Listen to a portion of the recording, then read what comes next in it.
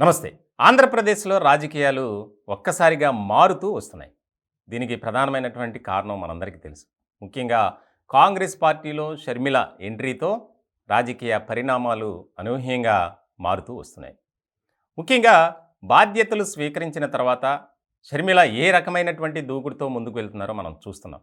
ఇట్లాంటి క్రమంలో తాజాగా చేస్తున్నటువంటి రాష్ట్ర వ్యాప్త పర్యటన ఏదైతే ఉందో 9 రోజుల్లో 13 ఉమ్మడి జిల్లాల్లో చాలా బిజీ షెడ్యూల్తో షర్మిల ముందుకు వెళ్తున్నారు. ముఖ్యంగా ఈ నెల 31వ తేదీన ఇడుపులపాయలో ఆమె యాత్ర ముగిస్తారు. అంటే ఇది ఫస్ట్ టైం. సెకండ్ టైం యాత్రకి సంబంధించినటువంటి రూట్ మ్యాప్ ఇంకా క్లియర్గా మనకి తెలియదు. ముఖ్యంగా ఏదైతే వైఎస్ షర్మిల ఈ యాత్ర చేపట్టారో యాత్రలో భాగంగా అన్ని వర్గాల ప్రజల్ని కలవటం, వారితో మమేకం కావటం, వారి వద్ద నుంచి కొంత సమాచారం రాబట్టాలి. ముఖ్యంగా మొదటిసారి ఆవిడ బాధ్యతలు స్వీకరించిన తర్వాత జగన్పై ముప్పేట దాడి చేశారనే చెప్పాలి.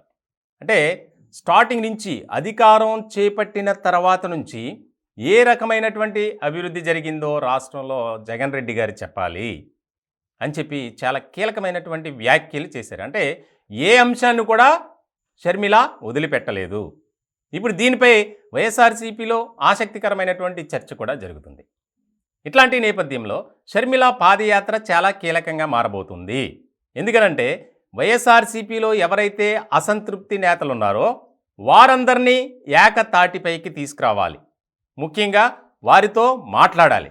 మాట్లాడిన తర్వాత కాంగ్రెస్ పార్టీలోకి వారిని ఆహ్వానించాలి. ఇదొక టాస్క్ అని చెప్పాలి షర్మిల గారికి. ఇట్లాంటి క్రమంలో షర్మిల వెనుక సీనియర్ నాయకులంతా ఉన్నారు. ఆమె వెంటే నడుస్తున్నారు. ఇప్పటికే విశాఖపట్నంలో రాహుల్ గాంధీని ఒక టెంపుల్లోకి రావటానికి అడ్డుకున్నారని చెప్పి ధర్నా చేశారు రాత్రి. దానికి సంబంధించి భారతీయ జనతా పార్టీ సర్కార్పై తీవ్రమైనటువంటి పదజాలంతో విరుచుకుపడ్డారు షర్మిల. ఇలాంటి సందర్భంలో ఎక్కడా కూడా ఎవరిని కూడా వదలడం లేదు.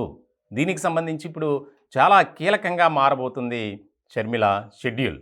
అంటే రాష్ట్ర వ్యాప్తంగా ఉన్నటువంటి ప్రజలతో కొంతమంది మాట్లాడటం, అలాగే ఎవరైతే కాంగ్రెస్ పార్టీలో సీనియర్లుగా ఉండి వైఎస్ఆర్సీపీలో ఉండి బయటకు వచ్చిన వారు తటస్థంగా ఉన్నటువంటి లీడర్లు చాలామంది ఉన్నారు.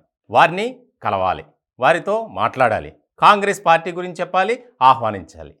ఇవన్నీ చాలా బిజీ షెడ్యూల్గా ఆమె పెట్టుకున్నారు. ముఖ్యంగా ఆంధ్రప్రదేశ్ రాష్ట్రానికి సంబంధించి పూర్తి స్వేచ్ఛ ఇచ్చింది కాంగ్రెస్ హైకమాండ్. ఇప్పుడు అధికారంలోకి రాకపోయినా వచ్చే ఎన్నికల్లో ఖచ్చితంగా కాంగ్రెస్ పార్టీ ఆంధ్ర రాష్ట్రంలో ఒక కీలకమైనటువంటి పొజిషన్లో ఉండాలి అనేది వారు టార్గెట్గా పెట్టుకున్నారు. ఇట్లాంటి క్రమంలో వైఎస్ఆర్సీపీని టార్గెట్గా చేసుకొని ముఖ్యంగా షర్మిల వెళ్తున్నారు. ఏది ఏమైనప్పటికీ రాష్ట్రంలో చాలా కీలకమైనటువంటి రాజకీయాలు జరగబోతున్నాయి. ఫ్యామిలీ పాలిటిక్స్ కంటే చాలా విచిత్రంగా ఉన్నాయి అనేది రాజకీయ వర్గాల్లో చర్చ జరుగుతుంది. ఇట్లాంటి సందర్భంలో షర్మిల వేసే ప్రతి అడుగు కానీ, ఆమె మాట్లాడే ప్రతి మాట కానీ వెనుక కొంతమంది అదృశ్య శక్తులు ఉండి నడిపిస్తున్నాయి. ముఖ్యంగా వైఎస్ఆర్సీపీ అలాగే జగన్మోహన్ రెడ్డి గారు టార్గెట్గా. ఇప్పటికే వైఎస్ఆర్సీపీలో ఒక రకమైనటువంటి అసంతృప్తి ఉంది, అనిశ్చితి ఉంది, గందరగోళం ఉంది, అయోమయ పరిస్థితులు నెలకొన్నాయి. ఎవరిని ఎప్పుడు ఎక్కడికి మారుస్తారో తెలియనటువంటి పరిస్థితి. ఇలాంటి సందర్భంలో షర్మిల వేసే అడుగు కీలకంగా మారబోతుంది ఖచ్చితంగా. ఎవరైతే ఫస్ట్లో షర్మిలాను వ్యతిరేకించారో, విభేదించారో వారంతా ఇప్పుడు ఏకతాటిపై ఉండి షర్మిల వెనుక నడుస్తున్నారు. అంటే కాంగ్రెస్ హైకమాండ్ షర్మిలకు ఎలాంటి ఫ్రీడమ్ ఇచ్చిందనేది మనం ఇక్కడ అర్థం చేసుకోవాలి. ఇట్లాంటి క్రమంలో ముఖ్యంగా వైఎస్ఆర్సీపీలో ఉన్నటువంటి అసంతృప్తి నేతల్ని మనం ఫస్ట్ టార్గెట్గా పెట్టుకొని వారితో మాట్లాడాలి. దానికి సంబంధించి కాంగ్రెస్ పార్టీలోకి ఆహ్వానించాలి. దాదాపు ఇప్పుడు వైఎస్ఆర్సీపీలో ఉన్న వారంతా కాంగ్రెస్ పార్టీ నుంచే వెళ్ళినవారు. కాబట్టి అక్కడ తన తండ్రి ఆశయ సాధన కోసం పనిచేయాలి. నాకు జరిగినటువంటి మోసం మీ అందరికీ తెలుసు. ఏ రకమైనటువంటి నన్ను కుట్రపూరితమైనటువంటి ఆలోచనలతో రాజకీయంగా దెబ్బతీసేందుకు, అలాగే కుటుంబ వ్యవహారాల్లో నన్ను పక్కన పెట్టినటువంటి నా సోదరుడు రాష్ట్ర ముఖ్యమంత్రి జగన్మోహన్ రెడ్డి గారి వ్యవహార శైలి ఇది అని చాలా వివరంగా ప్రజలకు చెప్పేందుకు కూడా షర్మిల సిద్ధమయ్యారు. దానిలో భాగంగానే ఫస్ట్ టర్మ్ కింద బాధ్యతలు స్వీకరించిన తర్వాత ఏ స్థాయిలో మాట్లాడారనేది మనం చూసాం. ఇది చాలా కీలకంగా మారింది. దీనిపై ఏ విధంగా మార్పులు చేర్పులు జరుగుతాయి? ముఖ్యంగా వైఎస్ఆర్సీపీలో అయితే ఒక రకమైనటువంటి చర్చ జరుగుతుంది. చాలా కొంతమంది కీలకమైనటువంటి నేతలే షర్మిల మాట్లాడిన తీరుపై రెస్పాండ్ అవుతున్నారు. ఇప్పటివరకు మనం చూసాం.